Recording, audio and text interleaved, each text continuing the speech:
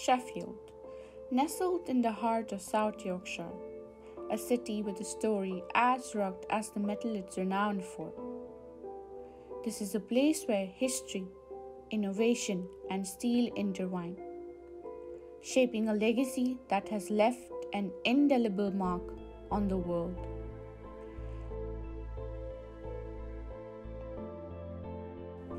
Our journey takes us back to the Industrial Revolution, a time when the clanging of hammers echoed through the valleys and molten metal flowed like rivers of fire. Sheffield emerged as the crucible of innovation, a place where secrets of transforming iron into steel were unlocked. Local historian Mr. Anders Hansen organizes walking tours around Callum Island, once the beating heart of steel industry. Sheffield has long been a centre of the steel industry within both the UK and across Europe, and eventually in the 1800s was producing over half of Europe's steel. But it started off the whole industry many centuries earlier. The city was originally really known for being a centre for making cutlery, so any cutting tools, so knives, saws, that sort of thing, rather than just items out of steel. Sheffield's steel industry really started to grow in the 1740s when Benjamin Huntsman invented the crucible steel process, which produced much better quality steel, and Sheffield then really started to become a city that was mass manufacturing steel.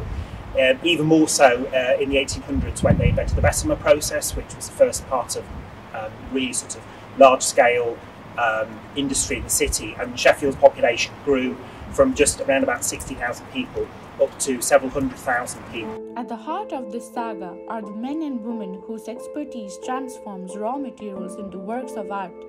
The craftspeople of Sheffield, the artisans who've passed down their skills through generations, breathe life into the metal, giving it purpose, form, and soul. So I started in 1986, so well over 30 years ago. But we've improved things over the years. Health and safety has improved everything. But it's still the basic way of making things from steel, and we use wood for handles as well as steel. So it's modernised, I would say, a lot, but we still keep the traditional skills as well. And with this rich tapestry, the role of women in the steel industry cannot be understated. In an era when gender roles were more rigidly defined, women in Sheffield defied expectations. They stood side by side with their male counterparts, contributing to every facet of steel production. Women did a lot of buffing, polishing. My auntie worked on the big hammers. There's been traditionally a lot of women worked in, especially cutlery. They shaped the destiny of Sheffield Steel. Their contributions are a testament to the industry's success. Well, a lot of the steel industry is gone. There's still some big places that we get steel from, but a large majority of it's gone. So you find it harder to get steel. It was always easy to get steel in Sheffield, and now it's really hard and really expensive. And some people do import foreign steel. It's not quite as good, so we keep trying using Sheffield steel as much as we can, because that makes the better quality knives. But yeah, it's sad, but a lot of it's gone, all being knocked out now. Confined to the past, today Sheffield stands as a testament to the resilience of an industry that has evolved with the times. State-of-art factories seamlessly blend with historic forges, bridging the gap between tradition and progress. Ernest Wright Caesars have been making history since 1902. Well, you guys have been working in the workshop management for the last 2 years. Overall, it's been quite positive, especially working for this company. Very positive. Historically, it was cutting train. There was thousands and thousands of people working for Sheffield. Sadly, in the 1980s, because of planning it happened, and overseas and mass production. Coming to the modern day scenario, the story marches forward and new chapters unfold. Collaborative research and cutting edge technology pave the way for a sustainable future. When I first came here, it was all everywhere, especially around here, it was all buildings like this and stuff there, little workshops and stuff there. It's sadly really gone now, because we're like the last one in this area here. There's an actual workshop here, there's a few close by, but not many here. And you've got all these, if you look around, you've got loads of tall buildings. Innovators come together to ensure that Sheffield remains a crucible of progress, always adapting, always leading.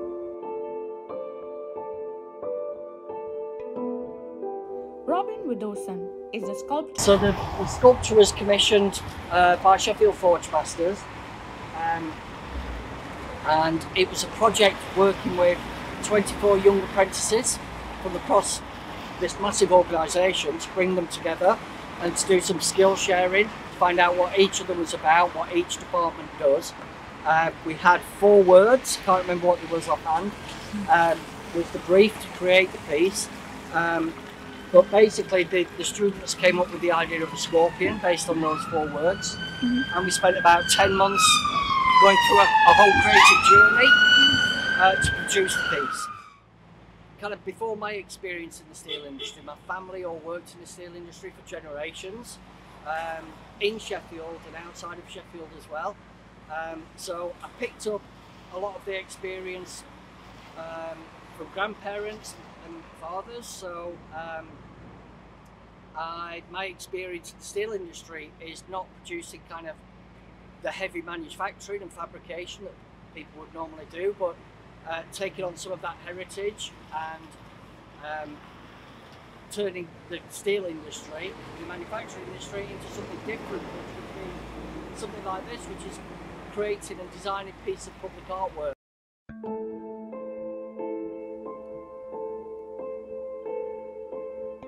The steel industry had impact on the city, be it the economy, culture, and identity. So growing up in the city, we were surrounded by practically everybody worked in it. When I was little, everybody worked in the steel industry. If you went into the centre of Sheffield, it would be absolutely heaving full of people. There'd be thousands of men and women walking down these streets every single morning, every single afternoon, every single evening, because it would be on shift. My family obviously were involved in the steel industry, so I was involved in the conversations around what was happening, what the struggles were and challenges, but also the real celebrations of what people had been involved in. I was also, I mean, when I think about my senses when I was younger, I think about my dad coming home or going to see my granddad and the smell of the steel being on the clothes, and that still stays with me now. It's quite an emotive thing. So the majority of the conversations were about work and politics is heavily involved in the industry and the unions. Yeah, so that was the makeup of the conversation. It's kind of inbred inside you, and this is probably why I'm doing work like this, carrying on that tradition. There was a massive economic development around industry, and probably before that actually, and then later on in the 80s and early 90s, the steel industry just collapsed, so it had a big economic impact on the city. You can still feel that today, but I would say socially and economically, Sheffield steel industry has had a massive impact on the city itself and the people who live here, for lots of different reasons. There's people all over the world who have worked in the steel industry and still do. In the east end of Sheffield, lots of people from lots of communities who worked in the industry are from there as well. So it's had both an economic and social impact, positive impact on the city.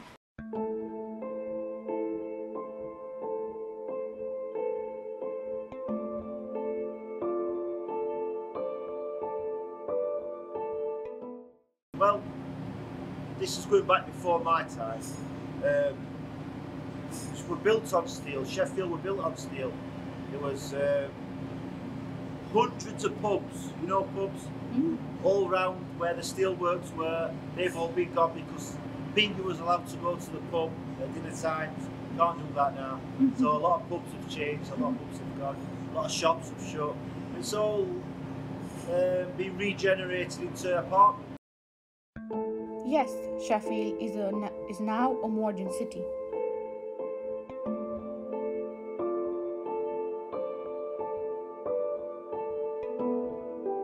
Something Queen Victoria in her diaries mentions how many Sheffield manufacturers that she saw at the Great Exhibition. So Sheffield really had by this point cemented its place. And today Sheffield still makes huge quantities of steel. It's just that not quite as many people are employed doing it. So it still contributes billions to the economy of Sheffield every year. There are a number of large steel companies still around in the city, largely now making specialist steels or specialist pieces of equipment that are then exported across the world. And you've still got a few of the smaller companies around. You've still got small companies of silversmiths. You've got companies that manufacture the handmade saws. So Sheffield is still, it's still an important part of what Sheffield is today, even though today a lot fewer people work. As the sun sets over the steel city, the glow of molten metal is replaced by the warmth of a community that honors its heritage while embracing the challenges of tomorrow. In this city of fire and steel, where innovation and resilience converge, this story continues. A saga written in metal, a testament to human ingenuity, and a reminder that the history of Sheffield is forever intertwined with the history of steel. This is the steelmaking history of Sheffield, a tale as strong as the very metal it celebrates.